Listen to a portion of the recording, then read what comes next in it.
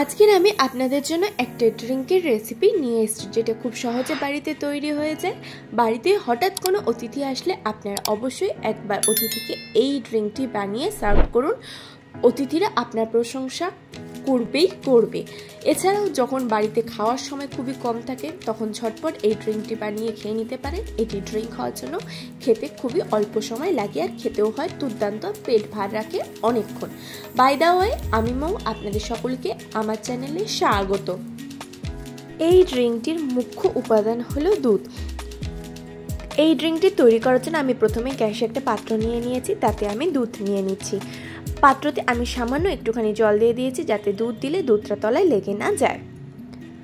আপনারা যখনই দুধ ফোটাবেন বা জাল দেবেন, এই ট্রিক্সটা অবশ্যই ফলো করবেন। দেখবেন দুধ অনেক সময় তলায় লেগে যায় বা বিড়বিড়ে টাইপের হয়ে যায়। আপনারা যদি জল দিয়ে দুধ দিয়ে ফোটান তাহলে হবে না। এবার দুধটাকে আমি ফুটিয়ে খুব সুন্দরভাবে জাল দিয়ে নেব। খুব বেশি না, 3-4 মিনিট মতন আমি জাল দিয়ে ফুটিয়ে নেব। গ্যাসের ফ্লেম জোরে দিয়ে বা কখনো কম করে দুধটাকে আমরা খুব সুন্দরভাবে ফুটিয়ে নেব বা জাল দিয়ে নেব। আপনি যদি আমার চ্যানেলে নতুন হন, তাহলে আমার চ্যানেলটি সাবস্ক্রাইব করার জন্য অনুরোধ রইল, আর পাশে থাকা বেল আইকনটি অবশ্যই প্রেস করে দেবেন আমার ভিডিও সবার আগে পাওয়ার জন্য। দুধটা ফুটিয়ে জাল দিয়ে সাইডে রেখে দেবো। এবার আমি চিয়া সিড নিয়ে নিয়েছি, এটা বাজারে ইজিলি পেয়ে যাবেন। এবার একটা পাত্র নিয়েছি, তাতে আমি 4 থেকে 5 চামচ চিয়া সিড নিয়ে নেব। খুব বেশি চিয়া সিড নেওয়ার দরকার নেই, 3 চামচ দিলেও যথেষ্ট হবে। দেখুন আমি চিয়া সিডটা নিয়ে নিচ্ছি। এবার এতে আমি জল দিয়ে দেবো। জল দিয়ে এটাকে আমি ভিজতে দিয়ে দেবো। আধা থেকে 8 ঘন্টা ভিজতে দিলে এটা হয়ে যায়, এমনকি 10-15 মিনিটেও চিয়া সিড ভিজে যায়। এটাকে আমি এরকমভাবে 10-15 মিনিট ভিজতে রেখে দেবো। এটা সাইডে থাক, ততক্ষণ চলুন ড্রিঙ্কের বাকি অংশটা তৈরি করে নিই। এবার আমি গ্যাসে একটা ফ্রাইং প্যান নিয়েছি। এবার যে আমি দুধটাকে জাল দিয়ে নিয়েছিলাম, সেই দুধটা আমি এতে ঢেলে দেবো।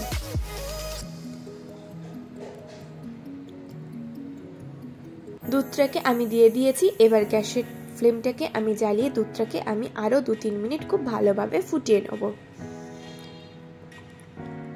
দেখুন দুধটাকে আমি আরও 2-3 মিনিট খুব ভালোভাবে ফুটিয়ে নিয়েছি।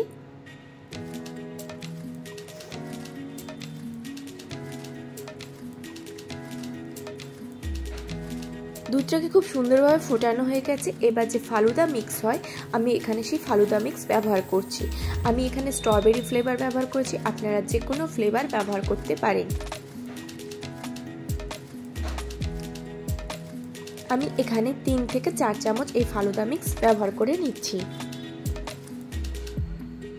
দেখুন আমি 3-4 চামচ মতন ফালুদা মিক্স এতে দিয়ে দিয়েছি। এবার এটাকে এই দুধের সাথে খুব ভালোভাবে মিশিয়ে নেব। এটাকে খুব সুন্দরভাবে মিশিয়ে নেব। এবার খুন্তি বা স্প্যাচুলা কন্টিনিউয়াসলি নাড়াতে থাকবো।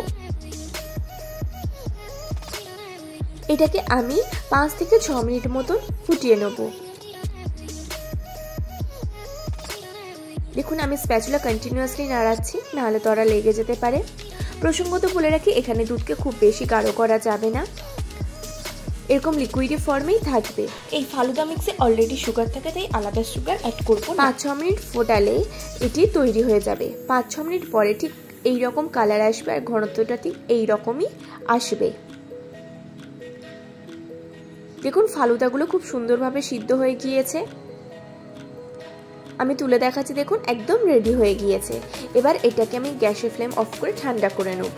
মিক্সারটাকে আমি 5 মিনিট মতন হাওয়াতে রেখে দিয়েছিলাম। মিক্সারটা ঠান্ডা হয়ে গেছে। এবার একটা কাঁচের জার নিয়েছি, তাতে আমি এই যে ড্রিঙ্কটা তৈরি করেছিলাম সেটা আমি দিয়ে দিচ্ছি।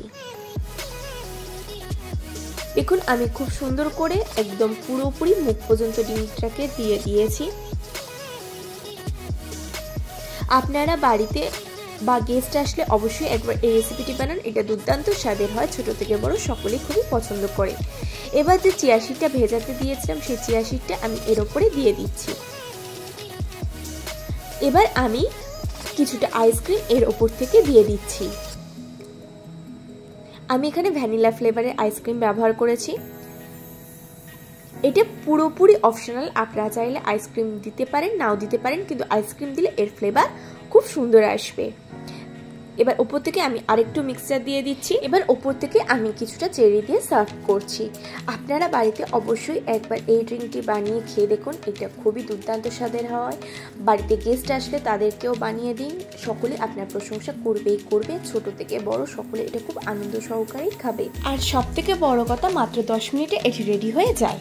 আশা করি আজকের ভিডিওটি আপনাদের ভালো লেগেছে। যদি ভালো লাগে তাহলে অবশ্যই লাইক করবেন, কমেন্ট করবেন, শেয়ার করবেন, আর আমার চ্যানেলটি অতি অবশ্যই সাবস্ক্রাইব করে নেবেন এরকম নিত্য নতুন রেসিপি সবার আগে পাওয়ার জন্য।